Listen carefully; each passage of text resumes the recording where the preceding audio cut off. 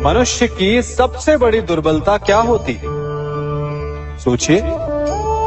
धन, प्रेम, अहंकार। मनुष्य की सबसे बड़ी दुर्बलता होती है उसके रहस्य। चाहे आप कितने भी शक्तिशाली क्यों ना हो, कितने भी प्रबल क्यों ना हो, परंतु उसके रहस्य उसके नाश की चाबी होती है। इसलिए यदि प्रबल रहना है, शक्तिशाली रहना है, समर्थ रहना है, तो अपने रहस्य को किसी को भी ना बताए, ना मित्र को और ना ही शत्रु को, क्योंकि समय पड़ने पर कब कौन शत्रु हो जाए ऐसा कहना संभव नहीं। विभीषण को रावण के अमृत कुंड का ज्ञात था, इसीलिए प्रभु श्री राम रावण का वध करने में सफल हो सके। इसलिए उचित यही है कि आप अपने रहस्य को स्वयं तक ही सीमित रखें। मनुष्य का मन बड़ा विचित्र होता है, कल्पना में ही विकास करता है, संपन्न भविष्य का स्वप्न देखता है और कल्पना में ही जो नहीं हुआ उससे भय खाता है। और यही भय मनुष्य का सबसे बड़ा शत्रु है। हमारे भविष्य के मार्ग में, हमारे आनंद के मार्ग में सबसे बड़ी बाधा है। अब आप लोग मुझसे पूछेंगे कि इसका तोड़ क्या है, भय से मुक्ति कैसे पाई जाए? तो ये प्रश्न आप स्वयं से पूछिए। तनिक सोचिए, जब आप एक सुंदर भविष्य की कामना करते हैं तो उसे पाने के लिए आप परिश्रम करते हैं ना? ठीक उसी प्रकार भय से मुक्ति पाने के लिए आप उससे लड़ जाएं और उसका निवारण आपको स्वतः ही मिल जाएगा। इसलिए जब भी भय आपको सताए तो उससे भागे नहीं, उससे घबराए नहीं, क्योंकि भय का काम ही होता है आपको भयभीत करना।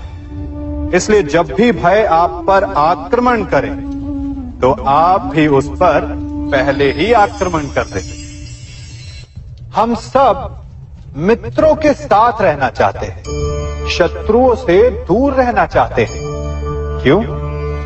क्योंकि हमें जीवन में आनंद पाना है, जीवन में आगे बढ़ना है, स्वयं को संपन्न देखना। और यदि किसी से भी आप पूछेंगे कि जीवन में सफलता पाने के लिए सबसे अधिक आवश्यकता किसकी होती है, तो हर एक आपको लगभग एक ही उत्तर देगा। सफलता प्राप्त करने के लिए आपको सच्चे मित्रों की आवश्यकता होती है। परंतु यदि आपको और अधिक सफल होना है तो आपको केवल मित्रों की नहीं, शत्रु की अधिक आवश्यकता है। अब आप कहेंगे, ये मैंने कैसी बात कर दी? तनिक स्वयं सोचिए। जब भी संकट आता है तो मित्र क्या करते हैं? आपकी सहायता करने के लिए आपके साथ खड़े हो जाते हैं, और संकट के समय में शत्रु और बड़ा संकट बनकर हमारे समक्ष खड़े हो जाते हैं। मित्र हमें सहायता देते हैं, अपनी शक्ति देते हैं, परंतु शत्रु आपके भीतर छिपी शक्ति को बाहर लाता है, आपको और अधिक बलवान बनाता है। संगति या साथ, मित्र और साथी मनुष्य के व्यक्तित्व के लिए सबसे महत्वपूर्ण होते हैं। अब आप कहेंगे, ये कैसे? मनुष्य अवश्य अपने व्यक्तित्व के लिए उत्तरदायी होता है, परंतु मनुष्य संगति में ना चाहते हुए भी उसका व्यक्तित्व संगत की भांति हो जाता है। इन पात्रों को देख रहे हैं, मध्य में जल रखा है, इसमें दूध है और इसमें मलिन कीचड़ रखा है। यदि मैं इस जल को इस दूध में मिलाता हूं तो ये जल दूध बन जाता है, और यदि इसी जल को इस मलिन कीचड़ में मिलाता हूं तो क्या हुआ? ये जल कीचड़ बन गया। ऐसी कोई युक्ति नहीं कि जल बिना घुले मिले दूध या कीचड़ में अपना अस्तित्व बनाए रखे या उनसे अलग रहे। और ठीक ऐसा ही मनुष्य के जीवन में भी होता है। यदि एक गुणहीन व्यक्ति गुणवानों की संगत में बैठे तो उसे भी गुणवान समझा जाता है, सम्मान का पात्र समझा जाता है। और यदि एक गुणवान व्यक्ति गुणहीनों की संगत में बैठे तो उसे भी तिरस्कार मिलता है। इसलिए अपने जीवन में सदैव संगति सोच समझकर सावधानी से चुनिएगा। कभी खेत में किसी किसान को खेती करते देखा है? वो उसे सींचता है, उसे जोतता है, पशु पक्षियों से खेत की फसल की रक्षा करता है। परंतु एक बात का वो सबसे विशेष ध्यान रखता है कि कहीं खेत में खरपतवार ना उग जाए, क्योंकि एक खरपतवार खेत की सारी फसल को नष्ट कर सकती है। ठीक उसी प्रकार यदि वंश की कोई संतान खोटी निकल जाती है तो वो समूचे वंश का सर्वनाश कर देती है। इसीलिए संतान के लालन पालन में विशेष ध्यान देना आवश्यक होता है, क्योंकि संतान वो फसल होती है जो वंश के आने वाले समय को महान बना सकती है या फिर वंश का पतन भी कर सकती है। मनुष्य भी बड़ा विचित्र प्राणी है। अपनों से नीचे के स्तर के लोगों को वो हे दृष्टि से देखता है, उनका उपहास उड़ाता है, उनसे बार बार कहता है कि तुम्हारा कुछ नहीं हो सकता, तुम भविष्य में कुछ नहीं कर पाओगे।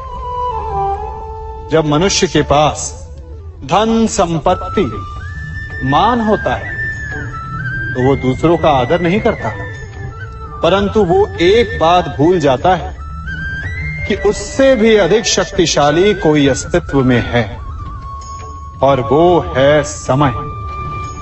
काल काल अपना चक्र कब बदलेगा ये कोई नहीं जानता। समय अपनी करवट कब लेगा ये कोई नहीं जानता। कोयला भी समय के साथ साथ हीरे में परिवर्तित हो जाता है।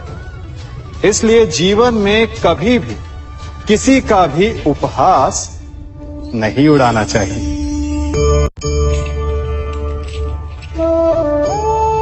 बड़ी विकट समस्या है।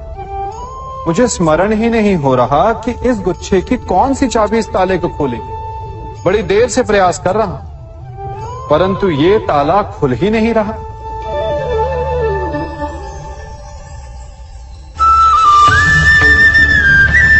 ऐसी परिस्थिति में आप क्या करेंगे?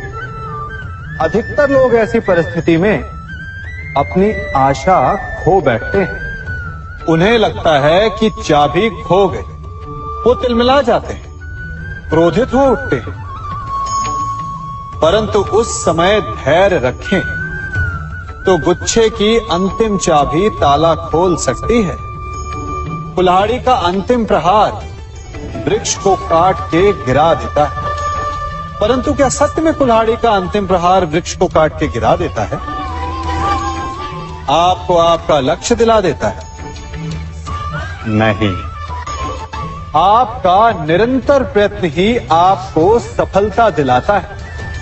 जब आपका मन निराश है तो अपने कार्य में दुगनी उत्साह से जुट जाए, क्योंकि अनावरत बहता जल ही कठोर चट्टान को काट सकता है।